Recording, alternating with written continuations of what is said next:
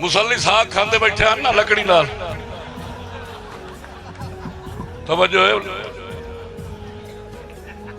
साग पे खावे लकड़ी नाल पीड़ी जावे उन्होंने घर के कोल एक जट पे उस 5 मिनट पूरा वेखे भाई इन्हों खैर तो है अखीरी जट ना रह सके जट आके बड़े अल्लाह हाथ दिते ने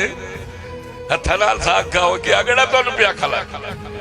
एक मुसल्ली जट नु प्या खे आ बकवास ना कर बकवास इत्थे साडा गुनाह कोई नहीं इथों कुत्ती रन गई है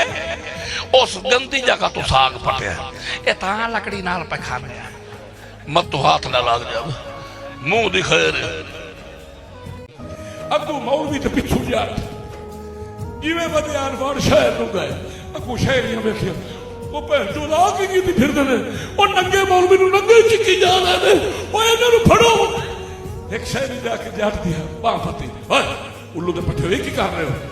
जाटों ने कहा कि हर दे पीछे तेरे मुंह दे तो ठुके सा चबल जाम दी साडी नमाज बनाओगे ताड़ियां दमा ईमान दिख रहा जिवें मेरे अल जोर गते ने कदी मस्जिद च गए हो उधर जरा घट आमदे ने क्योंकि अल्लाह ताला सानू दीवार दे विच 5 वारी सदेंदा कि आओ मेरे बंदेओ मेरी इबादत करो असी सुते बोए पए होते उदू सर्दी दी मौसम बिस्तरे गरम उत्ते सुबह दी अजान आमदी पई सुनदे भी पाया नाल वाला कोई नमाज दी जगह इंदा उठी यार नमाज ते चलिए पढ़ लेने बड़े की आए हालात हो जाते जे सुते पे बंदे नु आखीवे ना भाई ऐसा अगले चाके किरलो आया घर हो गया इस वास्ते अपने मुल्क के हालात खराब होंगे भाई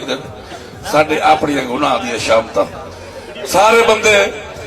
5 वक्त नमाज पढ़न लग जावे तो किसी चीज की कमी भी नहीं होगी इन गल